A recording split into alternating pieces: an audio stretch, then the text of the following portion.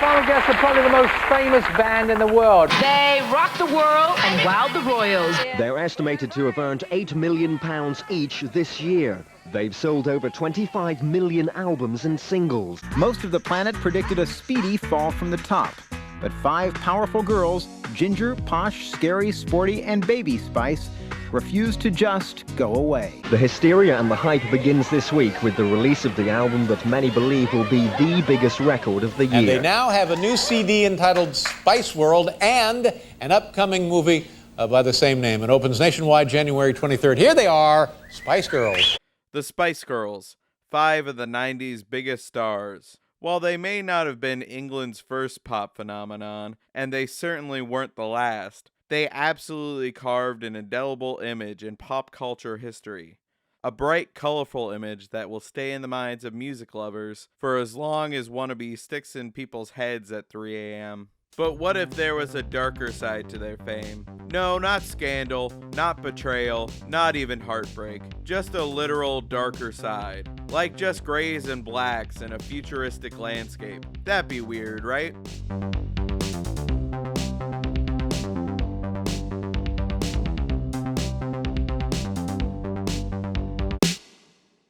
And they're back to sing their latest hit, Spice Up Your Life. Don't we want to? The summer of 1997 was incredibly busy for the Spice Girls. On the heels of their incredibly successful first album, the group announced their first movie at the Cannes Film Festival in May. They began writing and recording their announced album at the same time they filmed scenes, holing up in a mobile studio camped outside the sets. Did you have your producers? Or were they we had this built-in, it was like a little caravan, the studio in there. Yeah. So when the day was finished shooting, we'd go in and start writing. Pulling double duty like that led to physical exhaustion within the band. To quote Mel B, doing the 2 full-time jobs at the same time took its toll, and within a couple of weeks, exhaustion set in. Spice Up Your Life was actually inspired by a trip that we had in Acapulco. So it's got a kind of Latin American feel to it. The other leading men in the girls' lives are the songwriters Richard Stannard and Matt Rowe, seen here at the Ivor Novello Awards. They brought in songwriting duo Matt Rowe and Richard Biff Stannard to co-write the song. Hey, I'm talking to you, McFly, you Irish bug. Oh, hey, Biff. In an interview with Music Week, Stannard commented about their initial ideas for the song. We were talking about Bollywood films, the colors, and how the Spice Girls could present themselves. It was a matter of how do we get everything into one song. Quite easy. That's when you know you're onto something good, when it's quite easy. Because Spice Up Your Life was just like, done. Yeah. Do you remember? Yeah, we were in Whitfield Street for Whitfield Spice Up Your Street, Life. up that thing, and Emma's leg was in plaster. Rowe remembers things a bit more chaotically.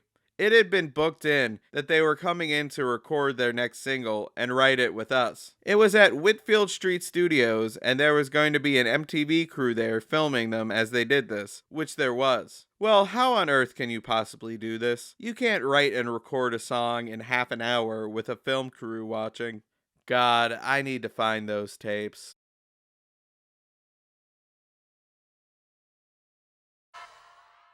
Welcome to New York, and we are here filming Spice Up Your Life, which is on our second album, and it's our first single.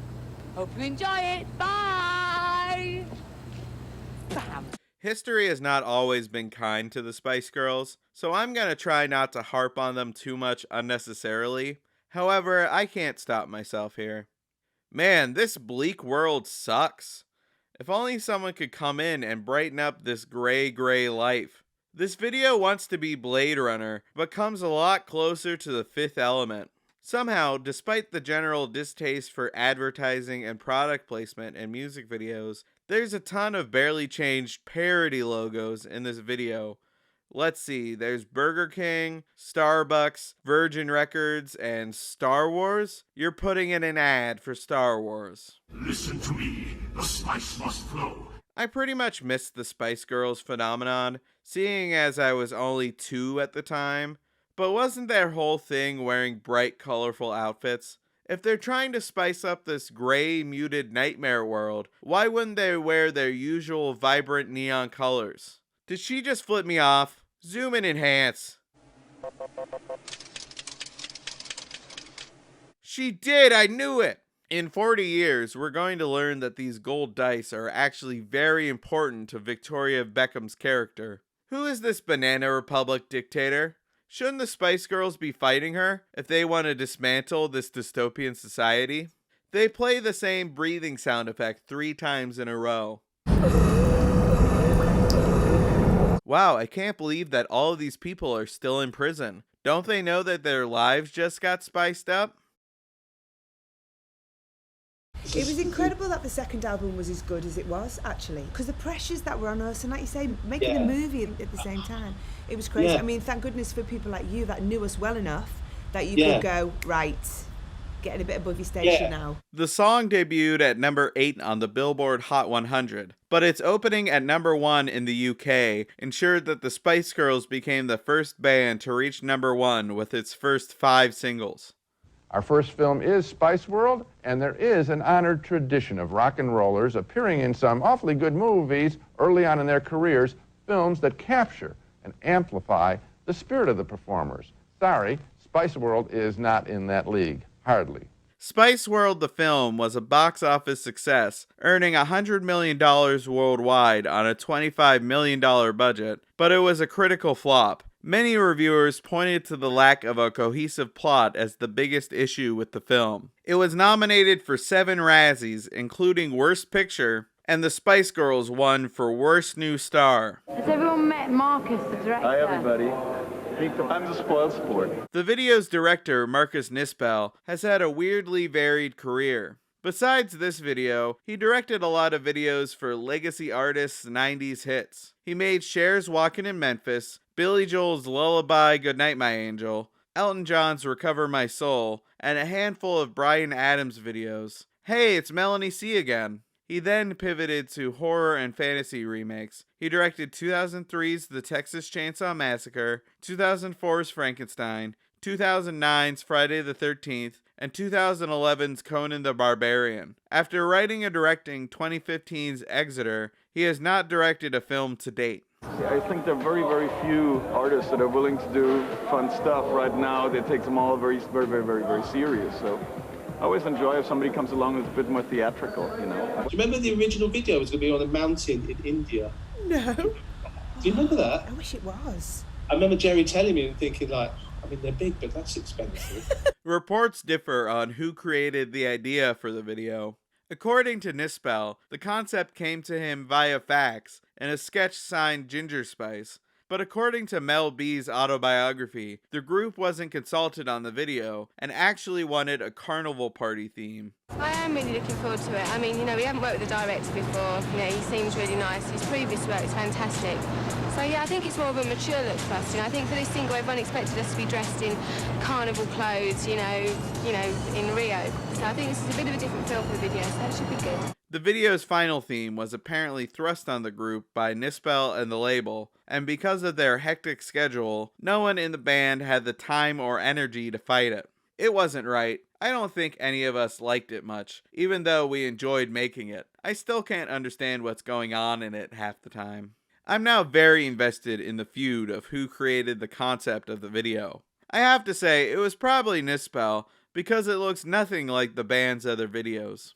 I looked at what Disney did to Times Square in New York City and tried to imagine how the Spice Girls would transform it, as their career seemed to have no limits at the time. Because this is the place that people would look to as a kind of symbol of what America is about. Their sassy, non-threatening personas seemed a natural fit for advertisers. And so began a wave of Spice-related endorsements. The girls have peddled everything from potato crisps to dolls to cameras and candy. And then, of course, there was the requisite soft drink contract.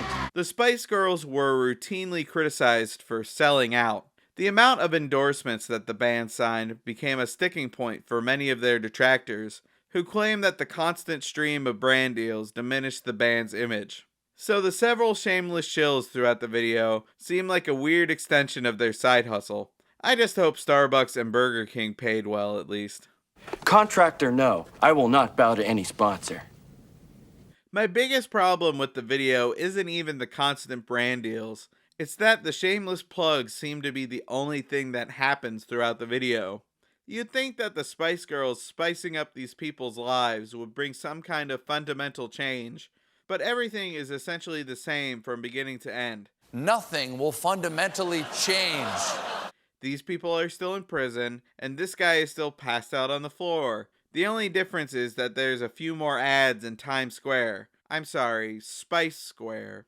Like, if you want to do this whole, the band comes in and injects colors into this gray world, that's absolutely a great idea, but they do nothing with it. And it's not like it couldn't be done. Pleasantville was only a year away, so the technology was already there. This video has all the dystopic effects of Brazil without any of the heart or social commentary. This evening, Geri Halliwell, Ginger Spice to her fans, has left the Spice Girls. She says she's gone because of differences with the rest of the group, but wishes them all the best. The band was ultimately not long for this world. Geri Halliwell left the band 6 months after the video came out, claiming both exhaustion and irreconcilable differences with the band's messaging. We are upset and saddened by Geri's departure, but we are very supportive in whatever she wants to do. The Spice Girls are here to stay. See you at the stadiums.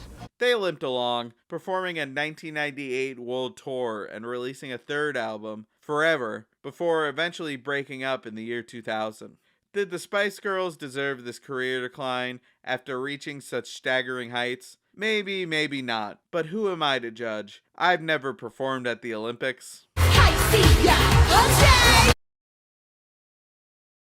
Thanks for watching, everyone.